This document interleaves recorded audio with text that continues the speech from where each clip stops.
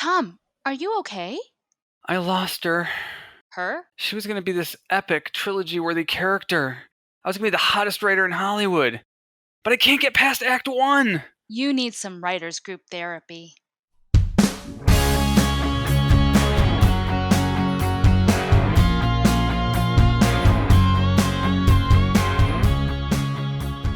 Hello and welcome to Writers Group Therapy. I'm Tom. And I'm Rachanee. We're writers helping writers. Are you ready for your session? The doctors are in. And if you like what you hear, make sure you subscribe and share it with your friends. You can find us online at writersgrouptherapy.com, also online on Twitter and Instagram at WG Therapy, individually. I'm Tom_Loveman on Twitter and Tom Loveman on Instagram. And I'm at Moon Lily Music on Instagram and at Rachanee Lumayno on Twitter. And today we have a very special guest. Yes, we have the writer, producer, actress Susan Gallagher with us from across the country. She's over on the East Coast. She has been acting and producing for years and is going to be talking to us a lot about what it's like to create your own work, to star in, because a lot of us have been through this. Rachanee and I did this where, we write stuff. She's an actress and you can't get roles, you can't get stuff made. So you got to make it yourself. And we know Susan, and she'll talk about this here in a minute. She has done this and she's been very successful at it. So we want to hear about her experience in that. Hi, Susan. Welcome to the show. Welcome. Hi, guys. It's great to be here. Thanks for having me. Oh, thanks for coming on. So most recently, you've been in the hit series Cobra Kai, the relaunch of the Karate Kid movie series. You did some kind of recurring role in that. You've got a bunch of projects going on now. I was looking at all the things you're working on this year. Is all of this kind of, we talked about creating your own work. How did you start? What was the first thing you did, and what drove you to do that?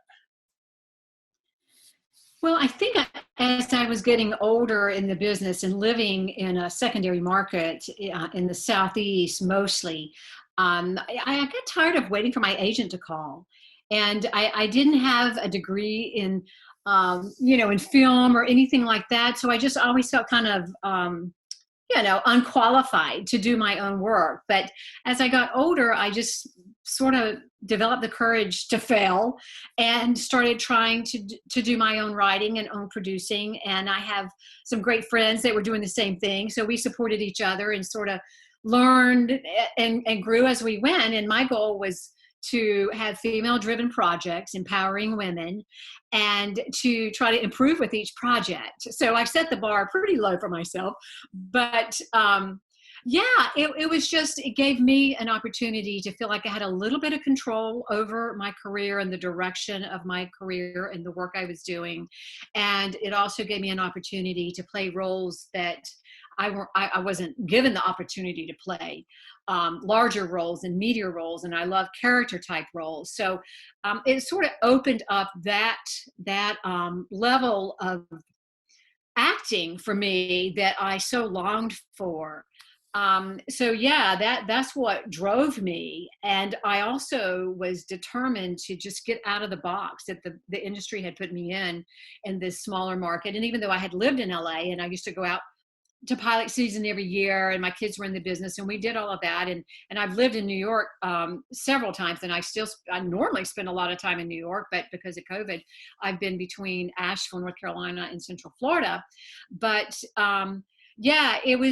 it's been a goal of mine to really get outside of the box of the typical normal mom, wife, business owner role that I was put in, and I wanted to bust out of that. And as a matter of fact, you just mentioned Cobra Kai, which is a continuation 30 years later of the Karate Kid. And I got big news. We are dropping on Netflix worldwide this Friday, August 28th. So I don't know when this is going to air, but we're coming to next Netflix. So look for us. And I play Homeless Lynn, who is very much against my type. And it was through a self-submission on Actors Access that I saw. It was shooting in Atlanta, and they said, think outside of the box for this homeless woman. And I thought, you know what, that's what I want to do. I want something I can sink my teeth into.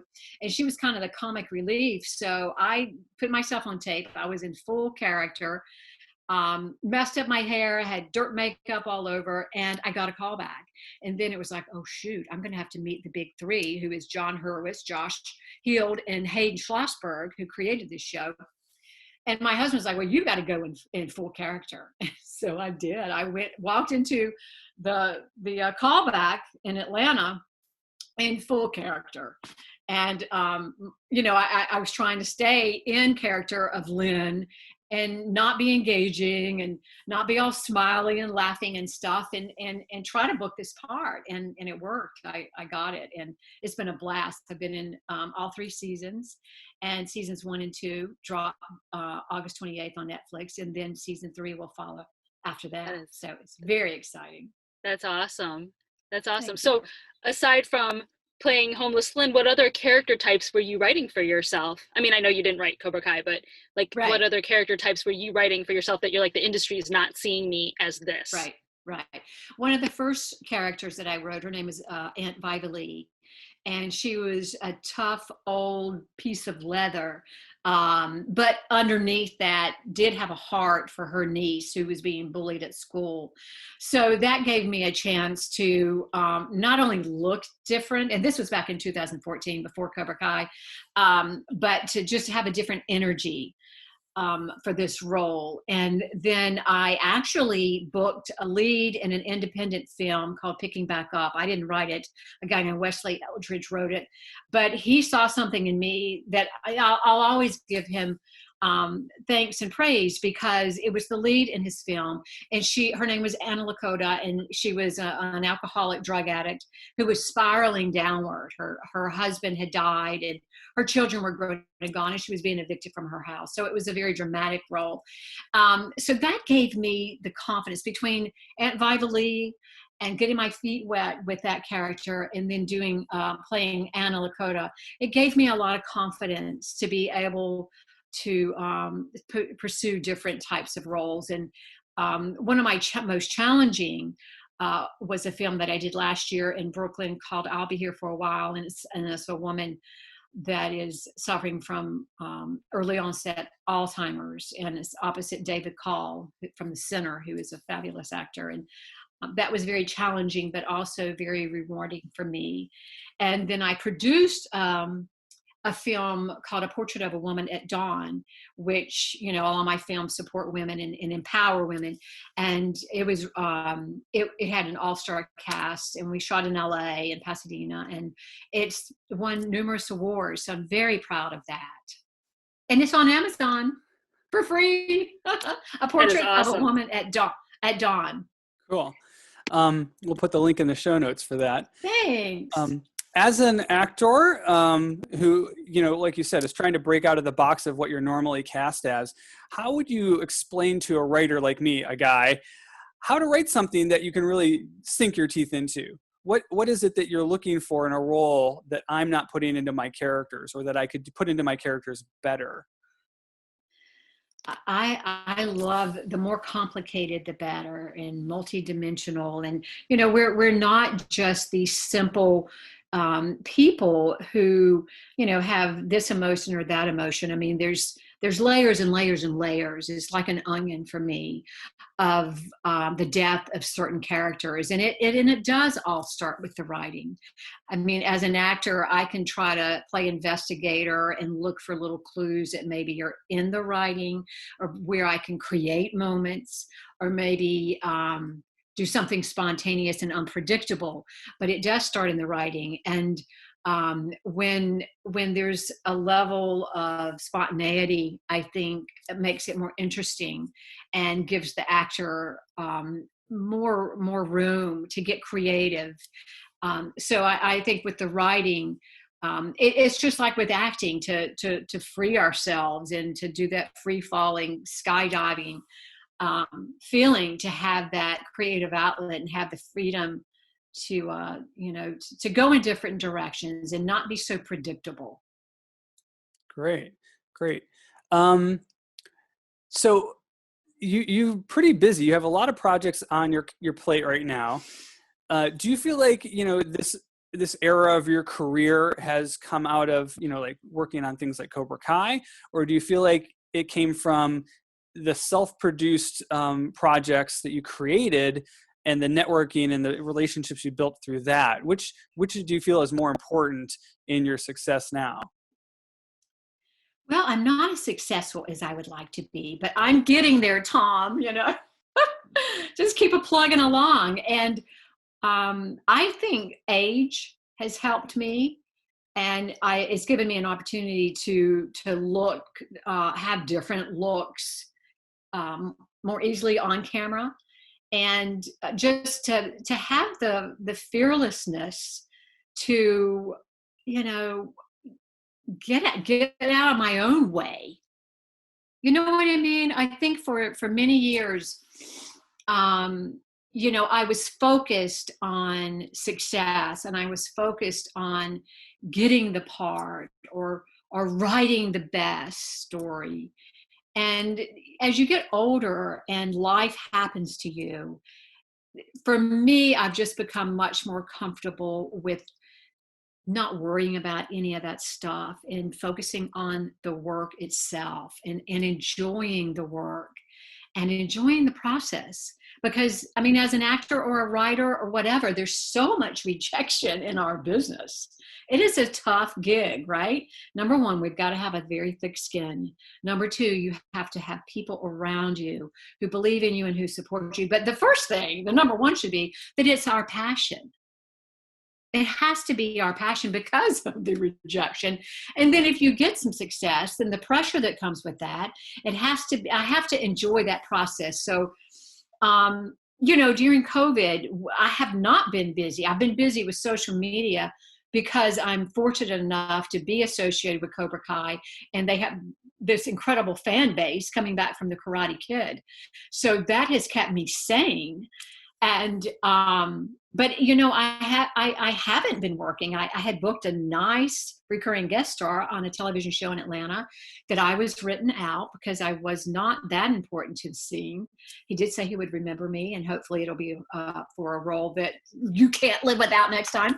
But the week before last was the first time I even had any auditions since like February. And I got 3 auditions. So it's a good sign that things are starting to open back up. But as far as what's the most important, I think the trying to create my own path, I think has given me confidence to be more fearless and to take more risks. So I think it was a shift in my attitude and the way I looked at the business, and having a little bit more control over my career and my future, and not always leaving it up to, what somebody else is going to think. Which is so important, just relying on yourself and not worrying about pleasing everybody else, so important. You mentioned that you ping pong between LA, New York, the Carolinas, and now you're in Florida. I would guess Atlanta's probably your primary market, right? Because it's the closest to where you are. I would say New Orleans. Oh, really? Has been very, very good to me. Mm-hmm. I've got a great agent in Louisiana, Brenda, at Open Range. And then Atlanta would be the second place, because, Florida used to be third in the nation, LA, New York, and Florida.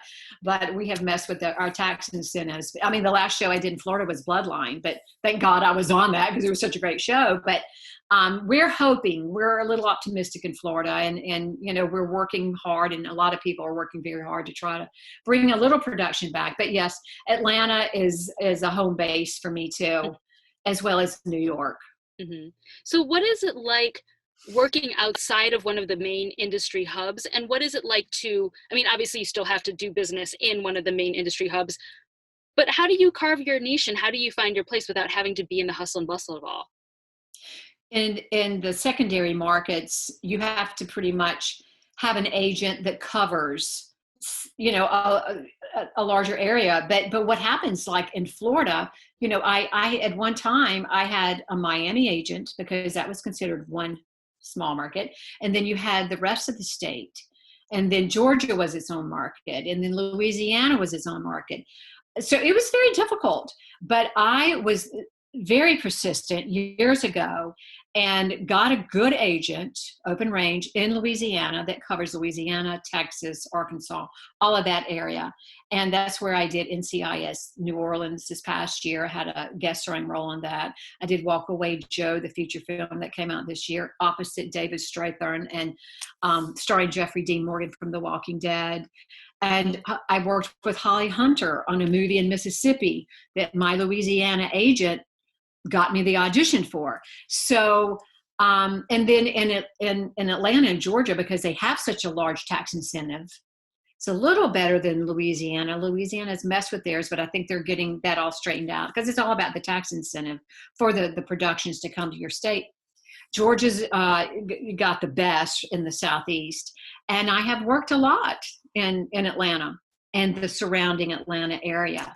So, but like in Louisiana, I think they'll offer even more money, more of a kickback if you shoot outside of the city of New Orleans. So they're doing that. I mean, we shot The Christmas Contract starring Hillary Burton, who's married to Jeffrey Dean Morgan, and Cheryl Ladd, and I played Cheryl Ladd's sidekick. And that was shot in Lafayette, Louisiana. So they got more money for shooting outside of New Orleans. And then the community of Lafayette raised over $100,000 to decorate this Christmas village in the middle of July, which is when we shot. So it's a very film-friendly area, and they love it, just like Georgia. I mean, they want the jobs, they want the productions there, and the community really embraces that. And it makes a big difference because it's just so film-friendly. And for me, I have a lot of frequent flyer miles because a lot of times we have to work as a local hire because it's a regional market. So there have been many times, not so much in the last couple of years, that I had to literally pay my own way and fly in for a callback. And who knows if I'm going to get it or not. And you get on Southwest and you're going in with this pressure to book the job, knowing that you need the money, but you have to love it. And you guys know that. It's just like with the writing, and not be afraid to take constructive criticism. I mean, I know for me, as I've gotten older, I've got such a thick skin. I just welcome the constructive criticism because I want to learn. That clock's ticking. So you just don't worry about the petty stuff. But I know a lot of writer friends of mine and family members that are so passionate about what they're writing, but they're so overly sensitive to any criticism. And, we're not going to grow if we can't get past that. Okay. So you have, I saw one project coming up that I thought was pretty interesting. I don't know if you can talk about it, but The Unforgotten Soldier, 22, The Unforgotten Soldier. Yes. That sounds really cool. It has to do with suicide in veterans, correct? Correct. Yeah. PTSD, and it's written and directed by Sam Medina. And Did you check him out? Yeah, I looked at it. It looks really good. You're producing it too, right? No, I'm not producing. Oh, He cast me. Yeah. He cast me, and he has such a passion for this topic, and I do too, because I come from a military family myself, and just have a heart for these guys. And Sam Medina, if you IMDb him, you'll go, oh my gosh, I know this guy. He's been in huge movies. And I had the honor of him directing me last year, maybe year before, in a series called Sons of Thunder, and he and I just clicked immediately. So he had approached me a while back about being part of his cast in this film, and I was just honored, absolutely. And we also have an Indiegogo campaign right now. So if anybody has a heart for veterans or PTSD or veteran suicide, please contact Sam Medina. He's all over social media, and he's a great guy, and it's a labor of love, this project, for all of us. But no, I try to, my production company primarily focuses on female driven projects and female produced and that kind of thing. And where's that being shot? We're shooting that in New Orleans, I think. Oh, okay. I think in October. And if there's someone out there that, has a story, he's still looking and open to listening to various stories of people that have suffered or had someone close to them suffer from PTSD or a veteran suicide and that kind of thing. So, yeah, reach out. Let us hear from you. 22, The Forgotten Soldier. That's really cool. It sounds like a really cool project. Yeah. So Yes. awesome. Yes. So if people want to find you, Susan, how can they find you online? On Instagram, it's I am Susan Gallagher. On Twitter, it's at Susan L. Gallagher. And then on Facebook, I'm Susan Gallagher official, but the Cobra Kai fans have started, they've started a Facebook page for Homeless Lynn, and it's called Homeless Lynn Theories and Spinoff Ideas. And it is a hoot. It's an absolute hoot. They've run it. I engage on it. But come check out Homeless Lynn, and it's a very friendly, no drama page, and they love Karate Kid and all things Karate Kid and Cobra Kai and Homeless Lynn. Thank goodness, right? Oh, that's awesome. Awesome. So yes, everyone, make sure you check out Susan Gallagher on Cobra Kai, out now, and season 3 coming soon, and check her out online. And thank you so much, Susan, for joining us today. This was awesome. Thank you. It was my pleasure.